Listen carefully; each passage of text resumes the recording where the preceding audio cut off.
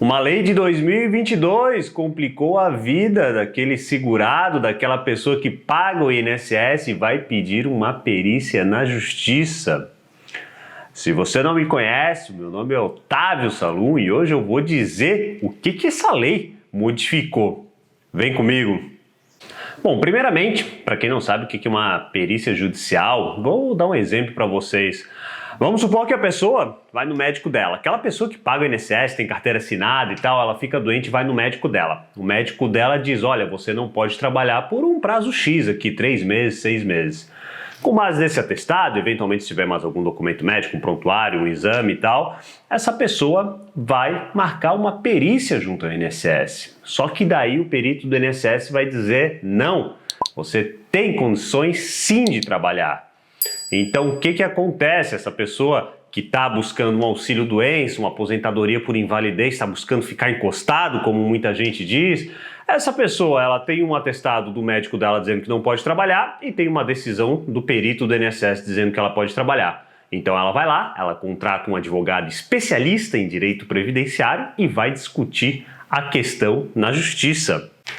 Nesse tipo de processo, o juiz normalmente ele marca uma perícia. Ele vai ver ali a documentação, se está toda certa e tal, e ele vai marcar uma perícia dessa vez com um médico de confiança dele.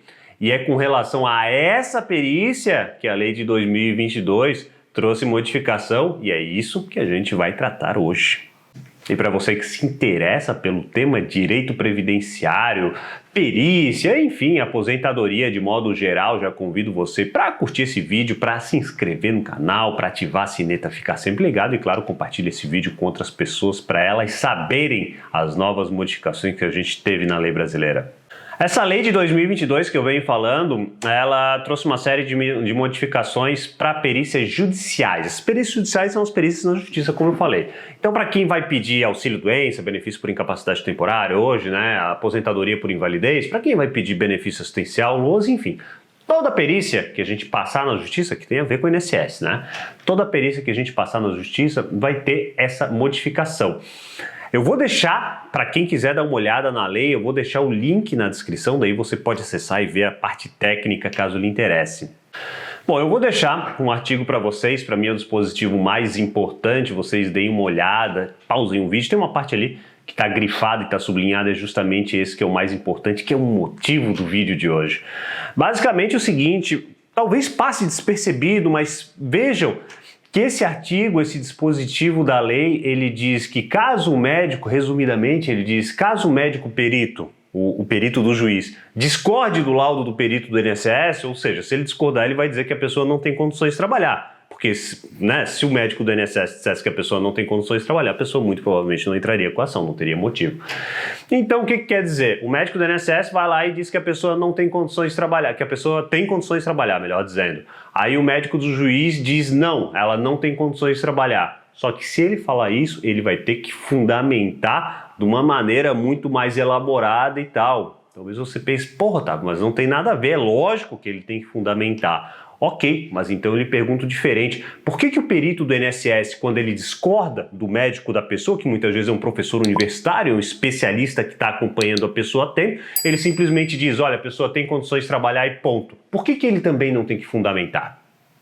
Então, na prática, o que acontece é o seguinte, depois dessa lei, o que vai acontecer é o seguinte, se o perito do juiz, certo, ele concorda com o INSS, não, ok, concordo com o INSS, realmente a pessoa tem condições de trabalhar, pronto, acabou ali. Se ele quiser dizer, não, na minha opinião, com base nos documentos tais, eu acho que a pessoa não tem condições de trabalhar, então eu discordo do perito do INSS, aí ele vai ter que explicar, fazer toda uma motivação ali, que a gente chama, toda uma fundamentação, dizendo por que ele discorda do médico do INSS. Logicamente vai dar muito mais trabalho discordar do que concordar com o perito do INSS, certo? E eu não estou aqui dizendo que eventualmente o perito do juiz é preguiçoso ou está de má fé, não é nada disso. Só que, poxa, quando a gente faz uma perícia, qual seria o correto? Uma coisa é a pessoa estar doente, outra coisa é a pessoa estar sem condições de trabalhar, certo? Então o médico ele tem que saber, tem que chegar ali no meio tempo. Só que a medicina não é uma ciência exata, não é assim, olha, não, essa pessoa está aqui, não tem condições de trabalhar, não, essa pessoa tem condições de trabalhar. De acordo, pelo menos, com manuais da justiça, deveria ser levado em conta a atividade da pessoa e não simplesmente, ó, a pessoa está doente, pronto, e a CID e tal. Tem que ser levado em conta a idade da pessoa, a atividade da pessoa, a vida pregressa laboral dela, quais são as condições de trabalho dela, ou seja, dentro da empresa, o que ela faz, se ela exerce muita força, porque uma atividade que pode não ser incapacitante para mim, que sou advogado, pode ser incapacitante para uma pessoa que trabalha com atividade pesada, um agricultor, um pedreiro e tal. Então é preciso, o certo seria que houvesse essa análise, até às vezes indo na empresa e verificando as condições de trabalho. Agora eu pergunto para vocês, isso acontece na vida real? É muito difícil. Então, de fato, o que mais me incomoda nesse tipo de lei, nessa lei em específico, é a desigualdade. Porque, como eu já falei, para o médico do INSS discordar do médico que às vezes é especialista, que está lá tem muito mais experiência que ele simplesmente diz, não, a pessoa tem condições de trabalhar. Acabou, enquanto que o especialista foi lá, fez todo um relatório, enfim, está acompanhando a pessoa há anos. Agora, para o médico perito do juiz discordar do médico do INSS, porra, aí não. Aí ele tem que fazer todo um estudo, tem que fundamentar de várias maneiras ali para dizer por que ele discordou do médico do INSS. Ele não pode simplesmente dizer, olha, com base no documento tal, no exame tal, eu acho que a pessoa não tem condições de trabalhar. Não, ele tem que atacar a decisão do colega de profissão dele. Poxa, isso é complicado. Bom, de toda forma, meu intuito principal nesse vídeo, claro, era sempre deixar você informado. Eu espero que tenha sido interessante esse vídeo. Novamente, se você tem algum tema específico que quiser sugerir, quiser participar de alguma forma, deixe nos comentários, vai ser um prazer. E, novamente, convido você para curtir o vídeo. Se você achou, se você chegou até o final, você deve ter achado algo de interessante. E para se inscrever no canal, ficar sempre ligado nos vídeos do canal. E para que a gente possa também se ver na próxima semana, porque eu vou estar lá, vou estar aqui, o melhor dizendo, esperando você. Um grande abraço e uma ótima semana.